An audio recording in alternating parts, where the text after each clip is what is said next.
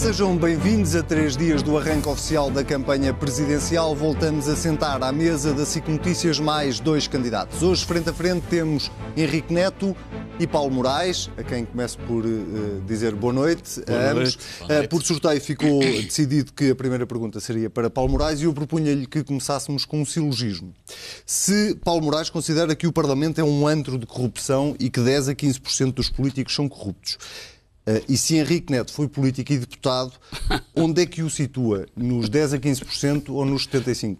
Não, claramente nos outros 85%. Eu tenho consideração pelo candidato Henrique Neto e se há matéria sobre a qual não tenho dúvidas é sobre a seriedade material de Henrique Neto. Portanto, essa resposta é fácil, não tenho qualquer dúvida. É fácil e é rápida. Os seus críticos dizem muitas vezes que o senhor faz denúncias de corrupção, mas que nunca apresenta provas. E a verdade é que muitas dessas denúncias que fez e que deram origem à abertura de inquéritos, esses inquéritos acabaram, na maior parte dos casos, arquivados.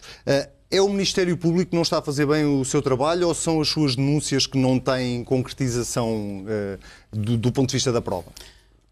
Sabe, eu tenho duas respostas para essa pergunta, mas são ambas rápidas. A primeira é, eu não tenho uma visão justicialista da vida pública, não. Aquilo que eu faço é o que todos os cidadãos deviam fazer, que é quando estão perante uma situação menos clara, devem procurar as autoridades.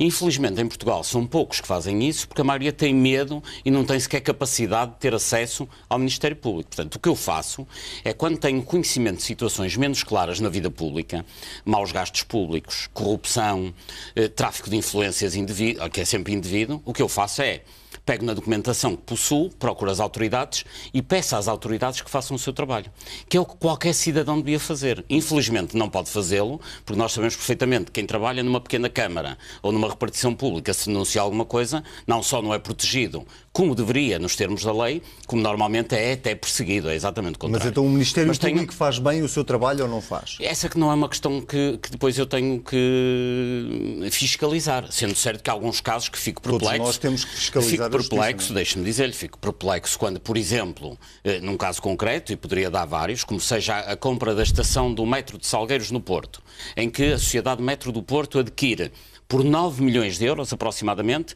um terreno que estava avaliado em 5 milhões e, naturalmente, eu, detentor de toda essa documentação, entreguei ao Ministério Público. O Ministério Público acabou por arquivar, porque já não sabia onde é que estavam os 3 milhões e tal a mais. Digamos que é uma forma de arquivamento que me deixou um pouco perplexo. Mas, de qualquer forma, não sou eu responsável por isso. De qualquer maneira, tenho uma segunda resposta para essa matéria, que é: alguns casos de corrupção em Portugal são tão claros e tão feitos às claras que, para procurar provas, basta ir ao Diário da República. Para ter provas de corrupção nas parcerias público-privadas, por exemplo, que ainda hoje permitem que alguns concessionários tenham rentabilidades anuais de 20 e tal % ao ano, as chamadas taxas internas de rentabilidade de 20 e tal %, isso basta consultar o Diário da República, consultar os anexos, quando isso é possível. Porque há uns casos em que nem sequer é possível, porque os anexos dos preços são confidenciais e, portanto, não deviam ser pagos. Aliás, eu tenho dito isto, eu fui ouvido, até no âmbito de um processo que corre no TCIAP, no âmbito das parcerias público-privadas, e o que eu disse na altura aos investigadores, enfim, já penso que há um ano e tal, foi justamente: vocês nem precisam de procurar provas, nem fazer buscas em casa de ninguém. Leiam o Diário da República, porque a corrupção está toda lá. Só por curiosidade, o senhor passa muito tempo em tribunais? Ou por causa das denúncias que faz ou por causa dos processos que lhe colocam? Passo muito tempo em tribunais porque eu denuncio um conjunto de situações e normalmente faço, aliás sempre o faço, devidamente documentado. Quando há situações de que eu tenho conhecimento e que são inadmissíveis numa vida democrática saudável, o que eu faço é denunciar essas situações. Portanto, os factos são documentados, estão provados, alguns são públicos, outros não, mas de qualquer maneira eu tenho-os sempre devidamente documentados e a minha opinião sobre esses factos imito-a, no uso de um direito sagrado, que é o direito de liberdade de expressão, que aliás é um direito constitucional. Portanto, a síntese é esta: os factos são verdadeiros.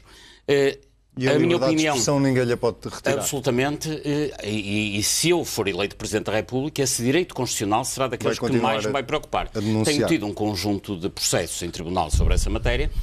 Como nós sabemos, a justiça é lenta, mas todos aqueles que chegaram até ao fim, e até hoje foram 4, nunca foi condenado. Pelo contrário, até hoje ganhei, o que é bom, por um lado, para mim, naturalmente, ninguém gosta de perder processo em tribunal, mas, sobretudo, é bom para a liberdade de expressão, porque há aqui alguma jurisprudência que vai no sentido de defender quem denuncia situações que são vergonhosas, nomeadamente maus gastos públicos em Portugal. Henrique Neto, concorda com os críticos de Paulo Moraes que o acusam de ter um discurso fácil e demagógico, ou, pelo contrário, também tem esta visão de que a corrupção em Portugal é um monstro maior do que aquilo que as pessoas imaginam? Bom, eu penso que nenhum português informado, atento à evolução política em Portugal, tem dúvidas de que a corrupção é um caso muito sério em Portugal.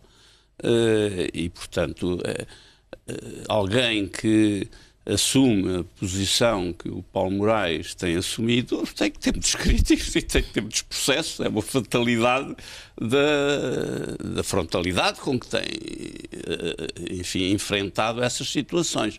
Mas deixe-me sobre isto dizer uma coisa. Catalogar a corrupção às vezes é difícil. Eu costumo dizer muitas vezes este exemplo. Se o caixa de um banco,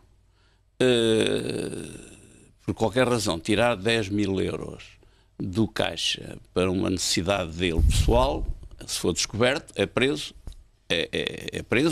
vai a tribunal e provavelmente é condenado. Não é? Se for o administrador do banco que compra, e eu estou a falar de casos concretos, que compra uma empresa falida por 500 mil euros e a vende ao seu próprio banco, ou vende a si próprio, porque é administrador do banco, por 10 milhões, é um ato de gestão. Dificilmente será condenado de acordo com os casos que têm aparecido. É um ato de gestão, é um erro de gestão. Bom, estes critérios são permissivos e incentivam naturalmente... Mas isso é um problema de lei, não é? É um problema de lei, é um problema também de entendimento dos tribunais. No BPN houve casos desses, não é? De pessoas que estão aí perfeitamente... Acha que a nossa justiça tem capacidade para investigar a corrupção? Não tem. E mais do que a justiça, também os jornais e os meios de comunicação, digamos, a investigação, o jornalismo de investigação é caro. Vocês devem saber isso melhor que eu. Os meios de comunicação portugueses não têm abundância de recursos financeiros e às vezes também não têm vontade. E portanto, a justiça é lenta, não tem muitos recursos. Eu estive há tempo, há umas semanas, com a Sra. Procuradora-Geral da República e fui lá para lhe dizer que há casos, há processos que estão aí, que são muito conhecidos, e que é um grande, do meu ponto de vista, é um grande problema para a democracia se esses casos forem ficar a dúvida na cabeça das pessoas se há culpados ou não há culpados. Está a pensar no processo que envolve José Sócrates? Por exemplo, esse e outros, não é o caso único. Porque os portugueses podem... Parte do pressuposto que toda a gente é inocente até prova em contrário. Claro, mas... há certos casos que foi publicado tanta coisa que já todos nós somos juízes. Não devíamos ser. Mas tem dúvidas que José Sócrates seja inocente?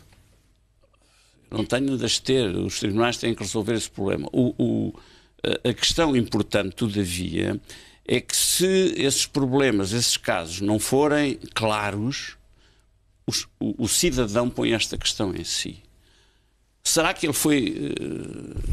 digamos, foi arquivado o processo, suponha, ou prescreveu porque e ele é inocente, ou o processo prescreveu porque era um político, tinha poder político, tem amigos políticos, etc. E esta dúvida não pode persistir em democracia. A justiça tem que condenar ou inocentar com clareza, se possível com rapidez, e sabemos que em Portugal isso não acontece com rapidez, mas tem que haver uma decisão a que o cidadão acredite que é uma situação que é uma decisão justa. Essa dúvida é que não pode ser. E eu vi com muita satisfação que a Procuradoria-Geral da República recentemente reforçou muito os meios humanos, até porque muitos destes processos necessitam de muitos peritos, técnicos, contabilistas, financeiros. Mas se esse é um problema que se debate há anos em Portugal, que é os meios da justiça ou a falta deles, o que é que falta para resolver esse problema? É falta de vontade política? Ou é falta de dinheiro? O perigo é que seja percepcionado como tal. O perigo é que seja percepcionado como tal. É evidente que, por exemplo, o problema há várias leis que andam no Parlamento há muitos anos já e que nunca se arranjaram sempre razões constitucionais ou outras para que elas não... O enriquecimento ilícito é um dos casos mais conhecidos. E, portanto, há sempre uma dúvida, não é? Acha que nunca houve coragem para legislar em relação ao enriquecimento? Não tem havido coragem ou vontade, porque a coragem não é preciso muita coragem, é preciso fazê-lo. Não tem havido vontade, e sobre isso não há dúvida nenhuma, não é? Paulo Moraes, quer, para encerrar este assunto, acrescentar alguma coisa, sobretudo em relação a esta incapacidade ou falta de meios que a Justiça tem para investigar? Deixe-me só dar duas notas rápidas. Relativamente a José Sócrates, sobre o caso em concreto, ninguém pode saber se ele é culpado, nem ninguém tem direito a tomar decisões sobre opiniões sobre essa matéria, senão a Justiça não decidiria livremente. Mas o senhor fez uma afirmação muito categórica esta semana. Aliás, já o Grupo Plena já ameaçou colocar-lhe um processo, porque afirmou preto no branco que tinha havido uma troca de favores. Isto é uma acusação grave. É verdade. A acusação é grave, mas mais grave é a situação. E é assim, eu não tenho dúvida nenhuma, eu gostava de deixá-lo claro, que José Sócrates é uma das caras da corrupção na política em Portugal. E repito, sem qualquer ambiguidade, José Sócrates é uma cara da corrupção em Portugal. Mas diz isso com base na imprensa ou porque tem provas disso? Toda a gente tem provas. Bastará lembrar que José Sócrates carreou milhões e milhares de milhões para as empresas das parcerias público-privadas. Aliás, na resposta anterior já referi isso. Foi no governo de José Sócrates, com a cumplicidade do governo e do Parlamento, naturalmente, que se fizeram contratos verdadeiramente ruinosos que geram estas margens obscenas de lucro para as concessionárias de parcerias público-privadas. Mas recordo também que foi José Sócrates que decidiu nacionalizar o BPN em novembro de 2008, no governo de José Sócrates, nacionalizando os prejuízos do BPN, 7 mil milhões de euros, e deixando todo o património da Sociedade Lusa de Negócios detentora do BPN para os antigos donos. Ou seja, José Sócrates chegou a um grupo económico e disse: deem cá os ossos e fiquem com a carne. E, portanto, isto é um ato claramente de governação corrupta, que não haja sobre isso ambiguidades.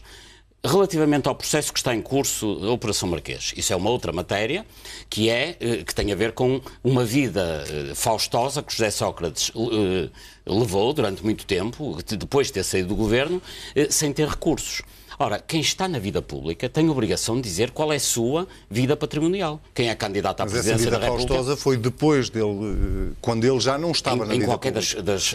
Em qualquer dos casos, quem está na vida pública, e um ex-primeiro-ministro está na vida pública, todos estamos na vida pública, e eu durante os últimos anos não tive qualquer cargo político, digamos, está na vida pública, mas estou na vida pública e tenho a obrigação de dizer aos cidadãos qual é o meu património, de onde vêm os meus rendimentos.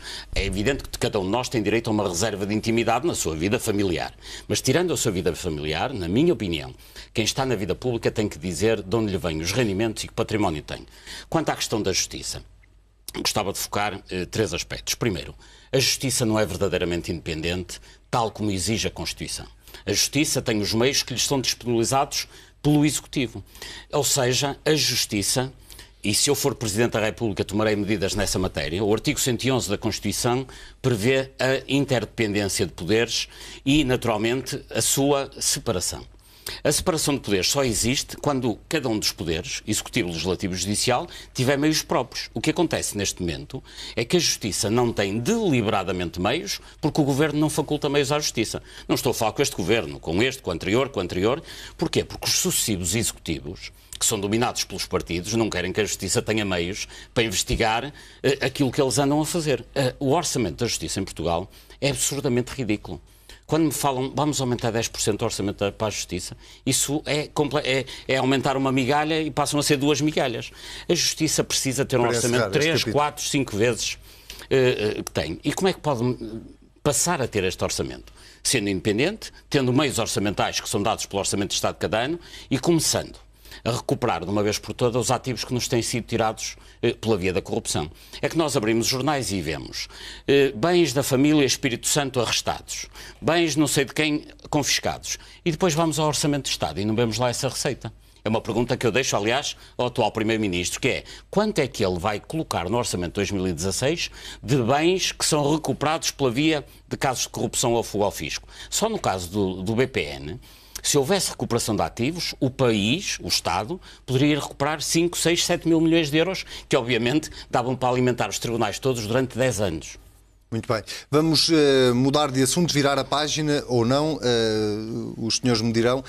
Vamos falar um pouco de política externa, porque é também um assunto que é importante para a função presidencial. Começo por lhe perguntar a si, Paulo Moraes, Angola para si é uma democracia? Bom, Angola é uma democracia formal, mas Angola é claramente um caso de corrupção. Aliás, se eu for eleito Presidente da República, aproveito ter-me feito essa pergunta, há 2 viagens que eu vou fazer muito rapidamente. Uma é Angola, outra é ao Brasil. Para explicar, quer ao Presidente de Angola, quer ao Presidente do Brasil, que Lisboa vai deixar de ser a máquina de lavar da corrupção destes 3 países. Portugal é uma economia pequena, como sabemos, mas o que é facto é que neste momento os casos de corrupção, os maiores casos de corrupção em Angola e no Brasil, fazem a sua entrada de capitais na Europa pela via de Lisboa. Lisboa hoje é uma lavandaria de capitais da corrupção angolana e brasileira. Eu recordo que o maior escândalo de sempre da história do Brasil chama-se Lava Jato. Uma das empresas envolvidas no escândalo tem sede aqui em Lisboa, no Parque das Nações. E naturalmente, e aliás é o que acontece sempre, que é os atores da corrupção estão num país, o dinheiro está noutro e as obras são feitas noutro, o que naturalmente dificulta muito a intervenção das autoridades judiciais. Deixe-me ouvir aqui a opinião de Henrique Neto. Para si, Angola é uma democracia? Digamos, sabemos que os países africanos têm dificuldade em criar democracias perfeitas, não é? E, portanto, ninguém espera que Angola... Eu, pelo menos, não espero que seja uma democracia perfeita e, portanto, é formalmente uma democracia, mas sabemos que a justiça não é independente do poder político, etc. E isso, só por si, é uma fragilidade da democracia, não é? Se for Presidente da República, como é que gera as relações... Faria exatamente o contrário e por razões contrárias. Eu fico sempre... surpreendido quando um novo governo chega ao poder e a primeira coisa que faz é ir a Angola, a Moçambique e ao Brasil. Eu já tenho dito muitas vezes, eu começaria por ir aos Estados Unidos. Porquê aos Estados Unidos? Bom, porque é a maior economia mundial, é onde vem a inovação, é de onde vêm as ideias para a economia, novos produtos, tem as grandes universidades, os grandes centros de saber, não é caso único, mas é um grande... E eu acho que Portugal tem que... sou daquelas pessoas que ouviu o que o Porter andou a dizer, e nós temos um problema muito sério neste momento, que é, como sabemos, o desemprego. O desemprego, para ser combatido, necessita de crescimento económico. Nós temos 12 anos sem crescimento económico. Mesmo todos os setores e o Orçamento do Estado, naturalmente, sofre disso. Claro que a distribuição da riqueza é mal feita, não discuto isso, é verdade, mas precisamos muito e muito rapidamente fazer crescer a economia. Mas como é que faria a gestão das relações entre Portugal e Angola, tendo em conta, sobretudo, o peso que Angola tem para as exportações portuguesas? Repare... A política, um país não se meter na política interna de outro país. E portanto, como Presidente da República Portuguesa, não me julgaria em condições de começar a criticar os problemas internos de Angola. Já os problemas que são descritos pelo Paulo Moraes já são uma outra questão. Nós temos que cumprir regras, até mesmo regras da União Europeia, e, portanto, não poderemos facilitar nem a Angola, nem ao Brasil, nem a qualquer outro país atos que são ilegais de acordo com as regras europeias. Desse ponto de vista, há uma certa hipocrisia nas claro relações. As relações internacionais têm sempre uma dose excessiva de hipocrisia. É por isso também, nomeadamente no plano da União Europeia, que é muito importante que um Presidente da República seja uma autoridade, seja reconhecido quando fala, que seja escutado, que seja ouvido.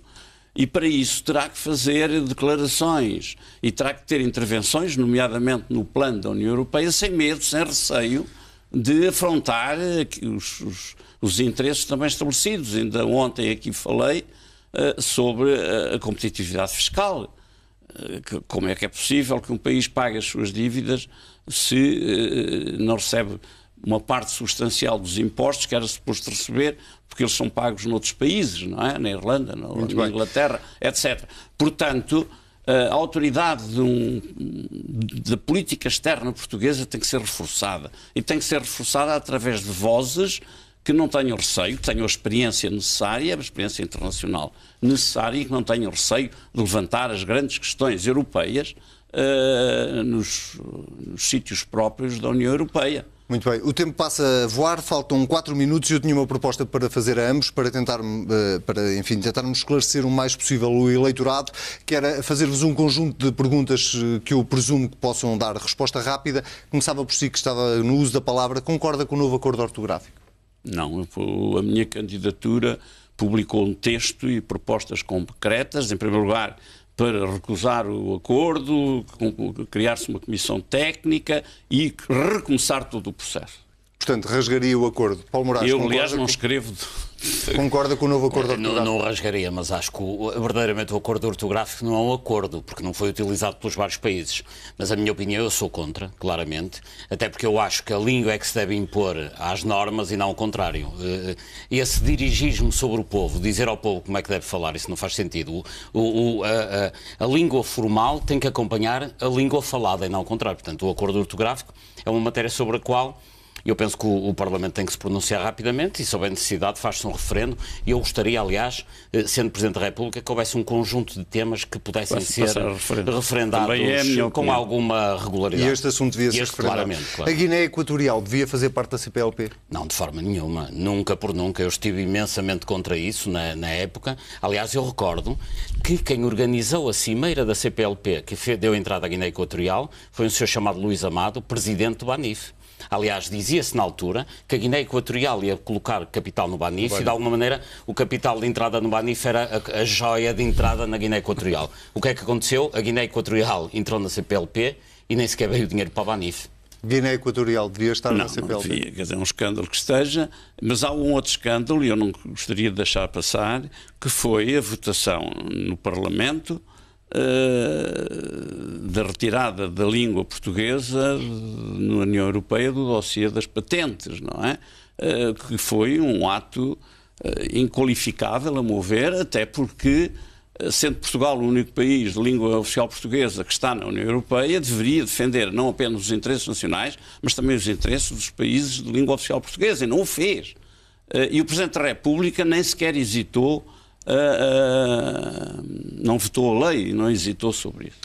Mais uma pergunta de resposta rápida. Quem foi o melhor Presidente da República em Portugal? Bom, eu costumo dizer que acho que todos os Presidentes da República tiveram aquém na sua intervenção daquilo que podiam ter acontecido. Porque, repare, nós temos 20, 30 anos de um país a empobrecer, de um país a arruinar-se, com muitas coisas, com as parcerias publicadas, mas muitos atos que deveriam ter sido impedidos pelo Presidente da República. Eu escolhi o general Ramalhianos pelo perfil que ele tem e pelo facto que sei que ele viveu numa época diferente. Mas em qualquer dos casos... Paulo Moraes. A minha inspiração é de um presidente bem lá mais para trás, que é Manuel da Arriaga, que foi o primeiro presidente eleito que no seu discurso de posse prometeu combater os privilégios malditos que traziam o povo entristecido.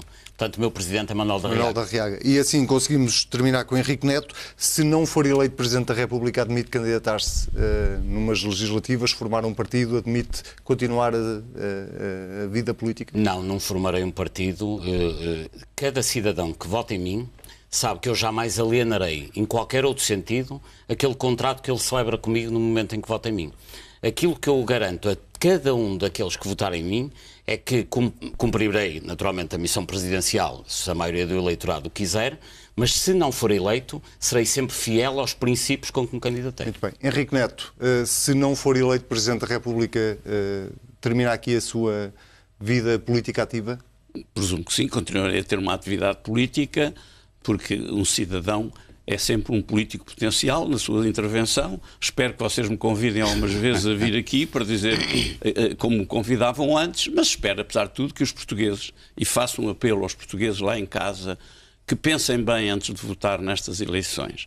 Porque votar nos candidatos do sistema, votar nos candidatos que resultam de apoios diretos ou indiretos dos partidos políticos que nos conduziram ao empobrecimento, que nos conduziram à pobreza e até diria, em muitos casos, à miséria, à destruição de uma classe média, não podem ser essas pessoas que vão fazer as mudanças que o país necessita. Muito bem. Agradeço aos dois terem estado a esta hora tão tardia aqui connosco na SIC Notícias. Nós vamos ficar por aqui, mas esta quinta-feira, no Jornal da Noite, pode assistir em direto ao primeiro frente a frente entre Marcelo Rebelo de Sousa e António Sampaio da Nova, um debate moderado por Clara de Sousa. Eu despeço-me, tenha uma muito boa noite.